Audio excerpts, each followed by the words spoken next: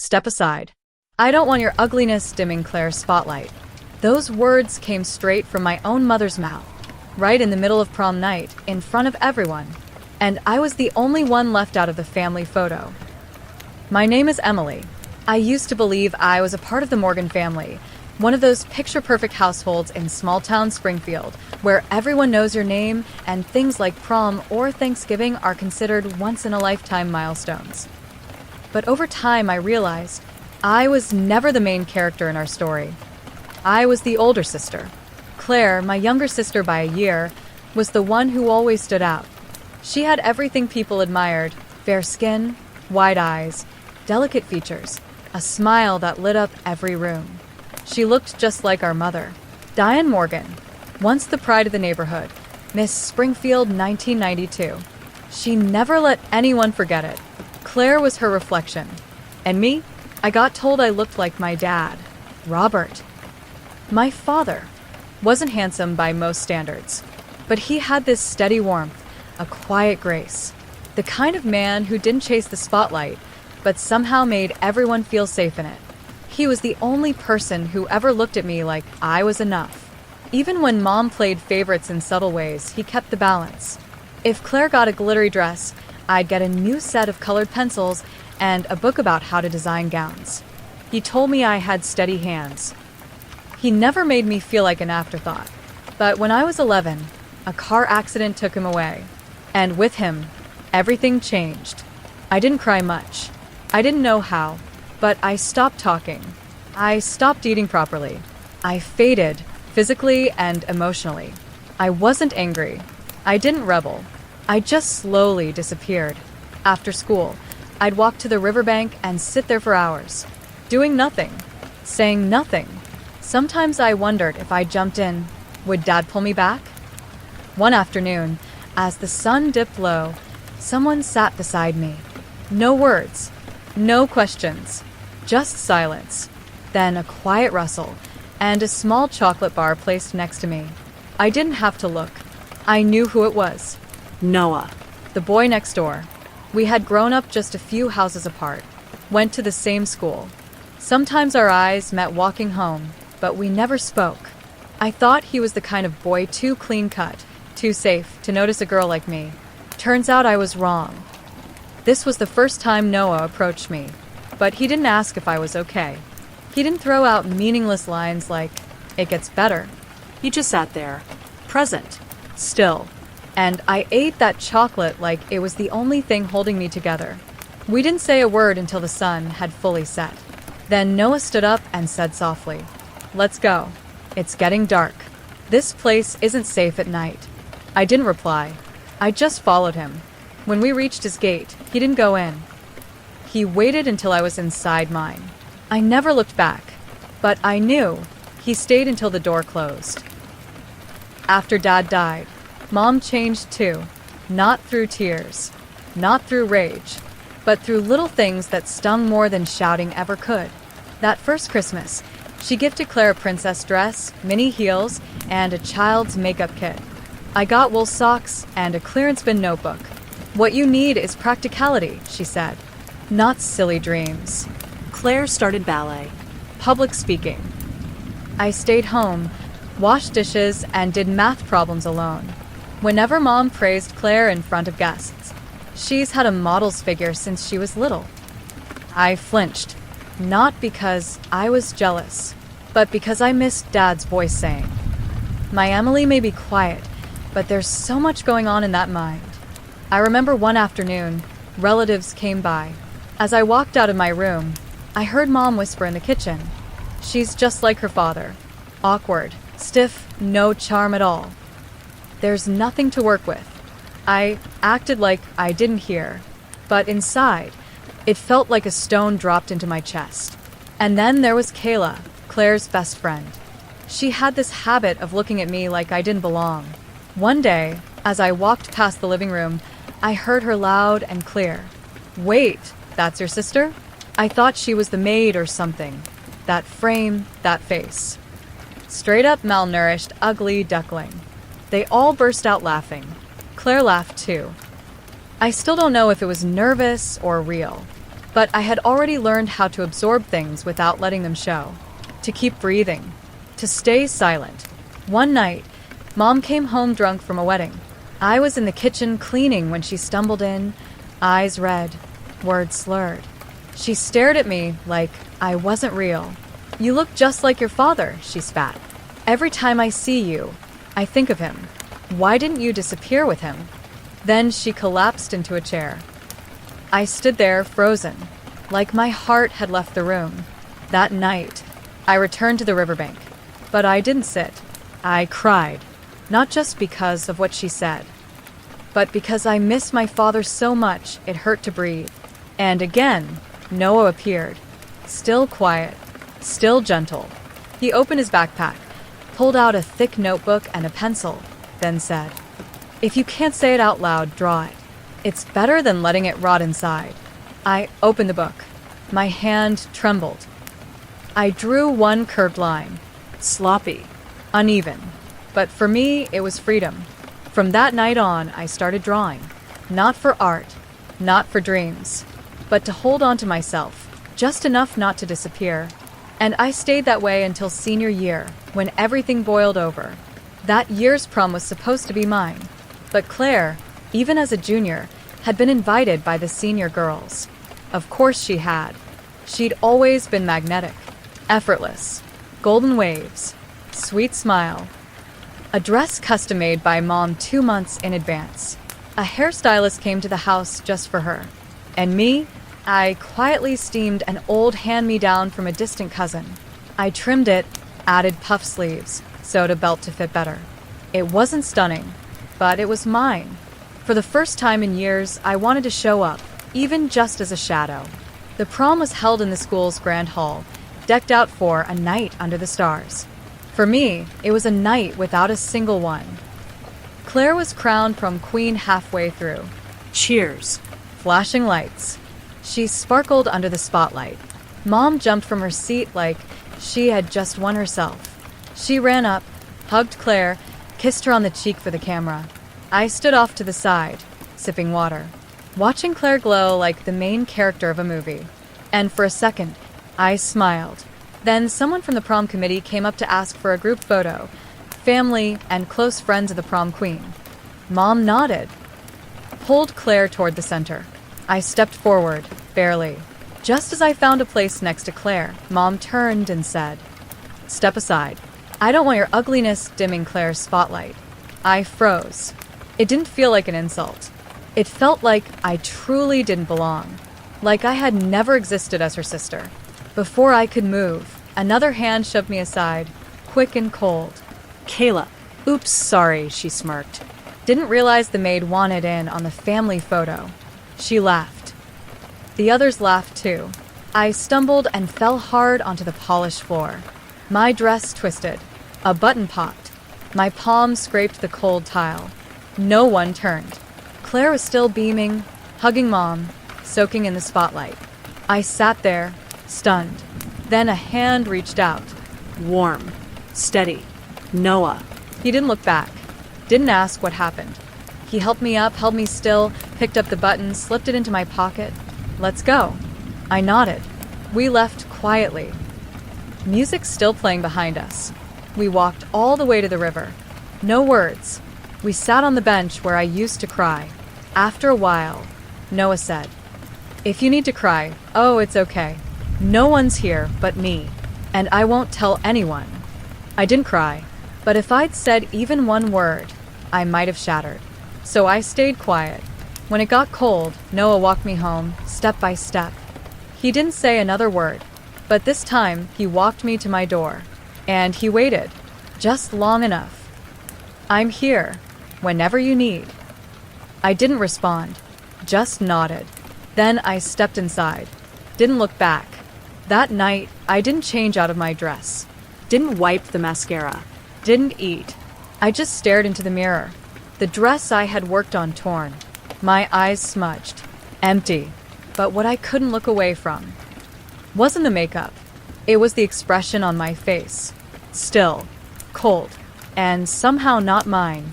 I used to think I didn't need anyone's approval, but that night I realized Maybe I had always wished. Just once. Mom would look at me the way she looked at Claire. I left Springfield 2 months after prom night, heading for a college a few hours from home. The day before I left, I returned to the riverbank one last time. My old hiding place, where I'd spent so many afternoons trying not to disappear. I wasn't surprised to see Noah already sitting there, like he somehow knew I'd show up. We didn't speak for a while. The silence felt familiar. Safe. As the sun dipped lower, Noah pulled something out of his backpack. A worn leather sketchbook. The very first one he had given me on that night when I'd fallen apart. I kept it for you. I think you might need it again. He handed it to me. Maybe this new place you'll draw different things. I didn't open it, just held it tightly in both hands. The next morning, I boarded the early bus to Midwest State University. Mom didn't say much. She barely noticed I was packing. It was like she'd left me to figure everything out on my own. So I did. I had one suitcase, a weathered sketchbook, and a handful of summer clothes. The university wasn't prestigious or fancy, but it was 4 hours from Springfield. Far enough to feel free. Close enough just in case I needed to crawl back. When I arrived at the dorms, I didn't know where to look. Everyone seemed to be laughing, rolling suitcases, joining new friend groups, making plans. I stood quietly in the hallway until the orientation guy called my name. Emily Morgan, room 4B, with Zoe and Amira. Zoe was the first to introduce herself. She had pastel purple hair, glitter stickers on her laptop, and an energy that filled the room. Just a heads up, I film TikToks. Hope that's cool with you. I nodded. That was all. Amira, our other roommate, was quieter, an interior design major with calm eyes and polite smiles. I didn't share much. Only spoke when spoken to. Between classes, I'd walk the campus alone with earbuds in, or head back to sketch outfits no one would see. No one knew who I was, and I didn't need them to. I started walking early every morning. At first, just to avoid awkward small talk in the dorm kitchen. But eventually it became routine. Every day at 6 a.m., I laced up my old sneakers and walked laps around the lake behind campus. Then I began to eat better. Not to get skinny, just to feel less exhausted. I didn't want my body to keep paying the price for my silence. I picked up a part-time job at a small bookstore near campus. Each night after my shift, I'd sketch for an hour. Not homework, just designs I imagined in my head. A coat made from a discarded bedsheet. A ball gown cut from an old tablecloth. A layered shirt stitched together from thrifted t-shirts. Little by little, I started to feel different, just enough to apply for braces. No one offered to help. I paid month to month, worked double shifts on weekends. Every tightening appointment hurt like hell, but it also reminded me I was changing. Halfway through the second semester, I got a text from Noah. Mind if I drop by your campus today? I blinked. Is something wrong? No. Just wanted to see if you're okay. That afternoon, Noah waited for me outside the library. Same gray hoodie, same backpack from high school. No flowers, no cliches. We strolled across campus. I told him about my job at the bookstore, Zoe's TikToks, and the paper I still hadn't submitted. He listened, nodding quietly, then smiled. If this place ever makes you feel unwelcome, just come back. Springfield still has at least one person waiting. I didn't answer, but his words tucked themselves somewhere deep in my chest. I didn't win any awards that first year. No straight A's. No spotlight moments. No best friend for life. But by the time summer came, I had a steadier walk, healthier skin, a smile that didn't feel so forced, and something small inside me. Something that was finally growing. I wasn't the same girl from prom night anymore.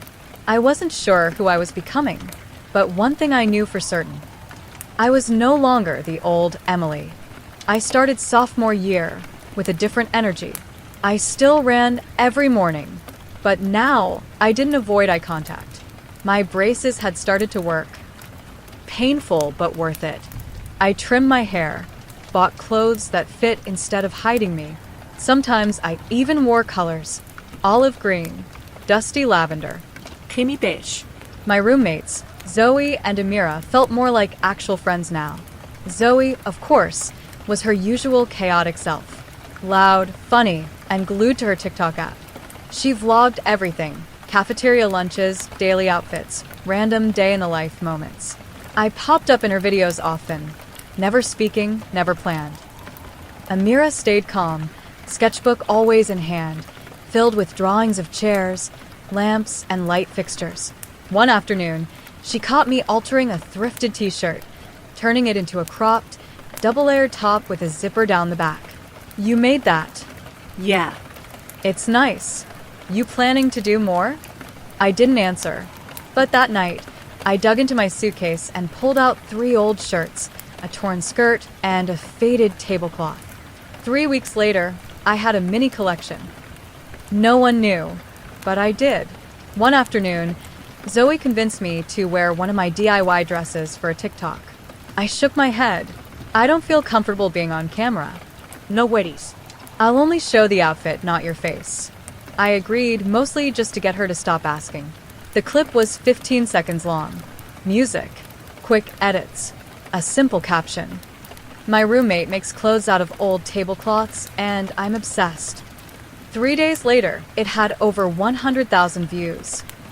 By the end of the week, it hit 800,000. Thousands of comments poured in. She needs to start a brand. Those details? She has the eye. This is couture made out of nothing. I love it. Zoe screamed from across the room. I told you so. I didn't know how to feel. Happy? Anxious? Seen? Maybe all 3. But deep down, it was the first time something I created, just for me, was recognized. Not because I was trying to be someone else, but because it was mine. After that, Zoe filmed a few more behind-the-scenes clips. My DIY process. Time-lapse of me cutting fabric. Before and after shots. I never volunteered to be on camera, but I didn't hide anymore either. I still worked at the bookstore, still attended class, but at night, I'd sit down with scissors, thread, and my old sketchbook. The same one Noah had given me, now thicker, fuller, and steadier with each line I drew. By the end of sophomore year, I still wasn't successful. No scholarships. No awards. No magazine features. But I had carved out a tiny corner that belonged to me. A kind of existence that no longer needed permission. I wasn't there yet, but for the first time, I started to believe I could be. I had gone home a few times before, but nothing ever changed. Same walls. Same silence. Same look in Mom's eyes. But this spring break, something was different. I was different. I went home for spring break. Just 4 days. This time, I didn't tell anyone I was coming. When Mom opened the door, she froze for a second. I wore a thrifted white dress I had transformed from an old curtain, paired with an oversized sand-colored blazer. "Claire's upstairs," she said flatly. "Help yourself if you're hungry. I'm finishing some orders." No warmth. No coldness, just the usual indifference I'd grown used to. Claire came down a moment later, hair curled, light peach lipstick. Wearing a soft cashmere sweater Mom had just bought, I recognized it from an Instagram ad. "You came back without telling us," she said, giving me a brief hug. Then she stepped back and stared at me. "You look different." "Good, different, or bad?" She shrugged. "Good, I guess." Then she smiled. Not a mocking one. Not exactly warm either. Just honest. Real. Over the next few days, I noticed nothing had changed in the house, except for me. Mom took Claire out shopping, prepping her for a photo shoot with a fashion lookbook studio. She turned to me with a clipped tone. Her agency's been watching her. Modeling might actually be a good path. Then she handed me a small wad of bills. Just enough for toothpaste, thread, and a tiny watercolor set. "You're good at using old stuff, right? Still fixing your clothes and all." I didn't argue, just smiled, nodded, and went upstairs. My old room was still there, now used as a storage space, piled with laundry baskets and a dusty treadmill. I cleared a corner, spread out some half-cut fabric, and started marking new lines. My hands worked, but my mind was already somewhere else. That afternoon, Claire invited Kayla over, like old times. I was in the kitchen, adjusting stitches on my sand-colored blazer. Footsteps echoed down the stairs. Voices. Laughter. Kayla entered, glanced at me, then zeroed in on the jacket in my lap. Her eyes narrowed. Wait, your sister still makes those recycled outfits? That blazer looks like something someone threw out. Claire didn't respond right away. She poured herself a drink, glanced at the blazer again. This time with a slower, more deliberate look, then said almost casually, I think it's kinda cute. Clean. Unique, at least. Kayla chuckled, awkwardly. No one said anything else. I didn't look up, just kept threading my needle, stitching the hem in silence, and smiled to myself. Not because of what Claire said, but because, for the first time, words like Kayla's didn't hurt anymore. I took the early bus back to campus that Monday.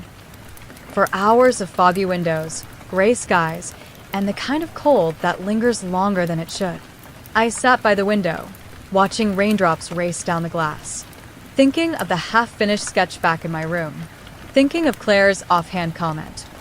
I think it's kinda cute.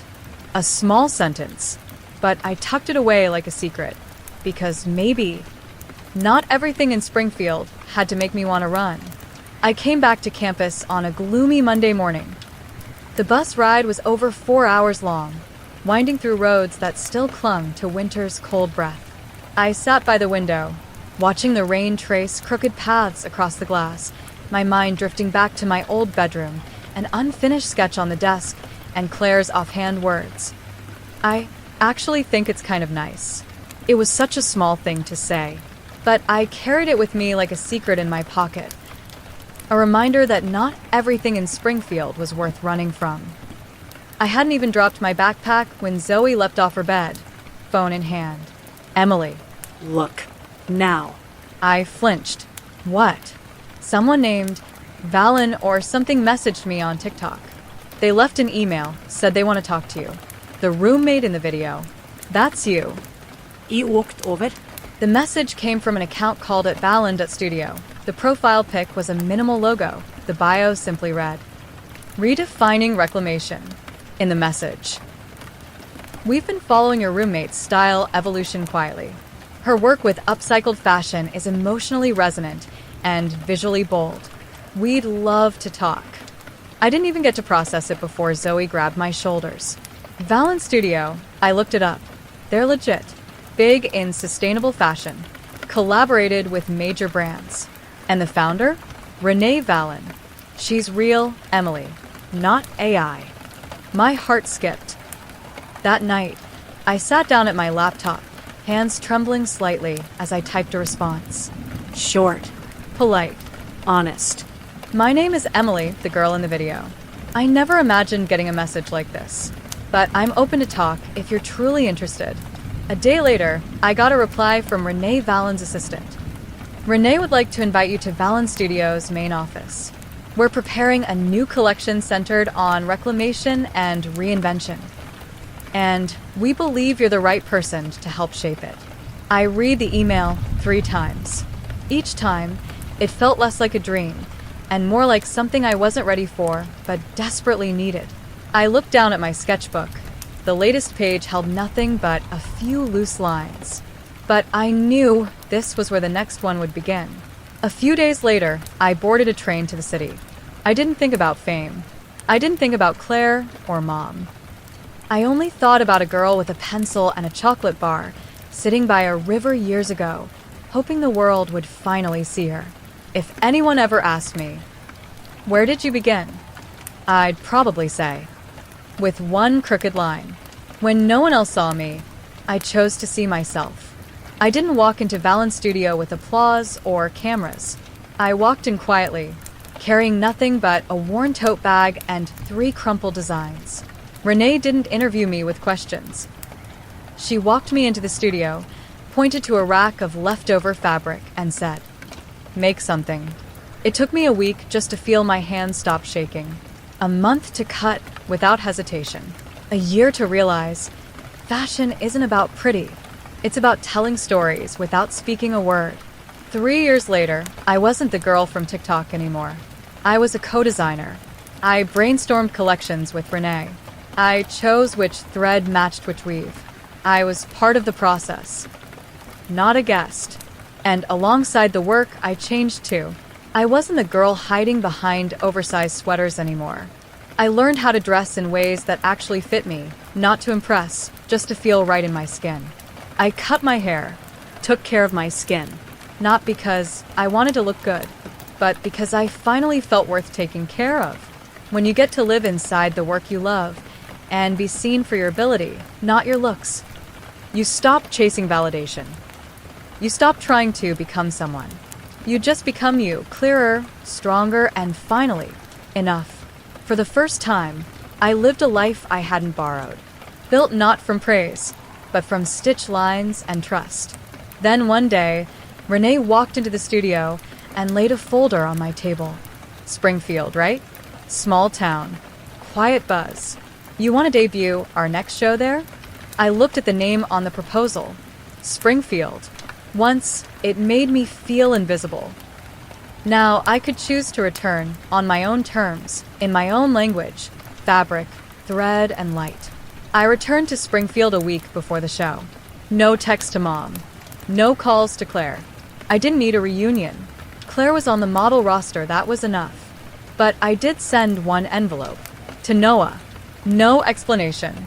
No name on the guest list. Just a handwritten note inside. If you're free, I think you should come. I didn't know for sure, but I believed. Because it was me who asked, and I knew he'd show up. The show was hosted at the city's cultural center, a sun-faded white building that once held Claire's first catwalk lessons. A place I used to peer into through glass, too scared to step inside. Now I entered through the front doors. My badge read, Emily Morgan, co-designer and creative director. Renee wasn't a flashy woman. She was sharp, quiet, and could read people like fabric. Feel the weight, the tension, the story sewn in. She didn't choose me out of pity. She saw something buried, something with depth. The show's theme was unearthed, a tribute to what we overlook, what we discard, what we misname until it blooms. I knew exactly what part of that story was mine. Just before showtime, while last-minute makeup was being applied, I heard shouting. How many times do I have to say this? Do any of you even know what you're doing? I hurried backstage. There stood Kayla, heels planted on top of scattered makeup brushes, finger jabbing at a young artist's face. Her eyes were wide, voice shrill, all over a missing lipstick shade. I stepped in. She glanced up, confused, almost skeptical. MS. Emily, the makeup artist whispered. Would you like to check the final model order? Kayla stiffened. Her gaze sharpened. Wait, Emily Morgan? I didn't answer. I just looked at her, calmly, directly. Kayla let out a soft scoff. Well, would you look at that? Didn't think the girl who got pushed out of the prom photo would be the one picking dresses now. I held her stare a beat longer. This is a professional workspace. We don't tolerate tantrums, disrespect, or chaos. So what? You gonna kick me out? She challenged, voice rising. I turned to the security staff at the door. Please remove MS. Kayla Jennings from the show. And from the building. Immediately. Kayla froze. You don't have that authority. I do, I said quietly. As creative director. She opened her mouth to argue. But the guards were already moving. I turned away. Behind me were the shuffled footsteps of a girl who once thought she owned every room. As I walked past the dressing area, I caught a glimpse through a partially open door. Claire, back turned, adjusting the shoulder strap of a beige gown. A design I had drawn years ago, inspired by an old curtain from home. She didn't see me, but I saw her, and in that moment I realized. She wasn't that carefree girl anymore, and maybe I wasn't just the shadow behind her either. I kept walking. The stage would say everything I couldn't. The lights dimmed. The first notes of music floated through the room. Slow, deep, steady. A spotlight illuminated the runway. I sat in the front row. Next to me was Renee Vallon. Silver hair in a low bun, sharp gaze, impossibly calm. Claire came out halfway through the show. She wore a beige gown that matched the backdrop, which was made of layered, repurposed fabrics. When she reached the end of the runway, her eyes swept across the audience. And we locked eyes. She paused, barely half a second, then kept walking like nothing happened. But I saw it, that flicker of recognition, and something unsure behind her composed expression. The show ended as the music faded. The lights softened. A single spotlight centered on the stage as Renee stepped up to the mic. This collection, Unearthed, was brought to life through collaboration with someone incredibly special. Someone who poured lived experience into every scene, the kind you can't replicate. She turned to me. Please welcome Emily Morgan, co-designer and creative director. I rose from my seat and walked to the stage. Straight posture, calm steps. No rush. I scanned the front rows, strangers, unfamiliar faces, and began. I started designing with an old curtain, a sketchbook, and scraps no one wanted. But the most important things I've ever had were things no one gave me. Validation, trust, and a single compliment from my mother. I want to thank the person who gave me my first notebook, the two friends who documented my journey, and my mother and sister, who are both here tonight. Because without those scars, I wouldn't have learned how to look at myself with kinder eyes. I ended with a bow. Applause exploded around me, but all I could hear was my heartbeat. I lifted my gaze and scanned the crowd once more until it landed on her. My mother. She was seated in the shadows, hands folded in her lap, unsure whether to clap or just hold still. Her face looked lost. Her eyes flickered, unsure what to feel or whether she should feel anything at all. I didn't linger. I carried the moment inside, quietly, and then I looked toward the front row, toward someone without fame or spotlight, a young man in a pale gray shirt, leaning just slightly toward the light. Noah. We locked eyes, and at the same moment, we both smiled. Just a little, but it held everything. I didn't see my mother after the show. Zoe later told me she sat in her seat long after the crowd had cleared. Didn't speak to anyone, didn't take photos. She just stared at the stage. I didn't see Claire either, not then. But when I stepped backstage, Noah was there, waiting. He didn't ask anything, didn't offer the usual congratulations. He just looked at me, and I looked at him, and we smiled, the biggest smile we'd ever shared. On my face was a quiet confidence, a softness I hadn't known before. And on his was pride, a kind that didn't need words. I knew it, he said softly. It was only a matter of time. Until the rest of the world saw what I already did.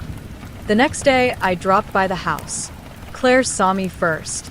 She ran down the stairs and gave me a short but solid hug. Did you eat yet? I made spaghetti. Dinner was simple, but not stiff the way it used to be. Claire chatted more than usual. She told me about her next casting call. I said I'd help her adjust the outfit.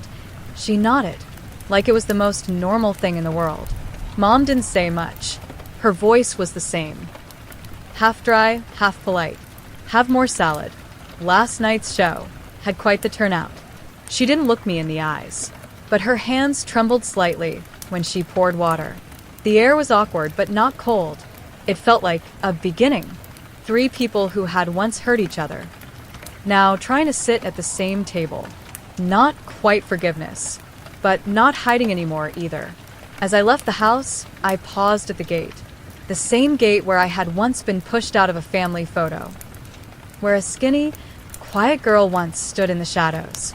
Now it was me, still imperfect, but steady, writing my story in my own voice. Some wounds don't disappear. They don't fade. They don't vanish. They just stay quiet. But one day, you learn to live with them. Not by pretending they never happened, but by choosing to no longer let them define you. I used to think I needed someone to fight for me, but in the end, The only person I ever needed on my side was me.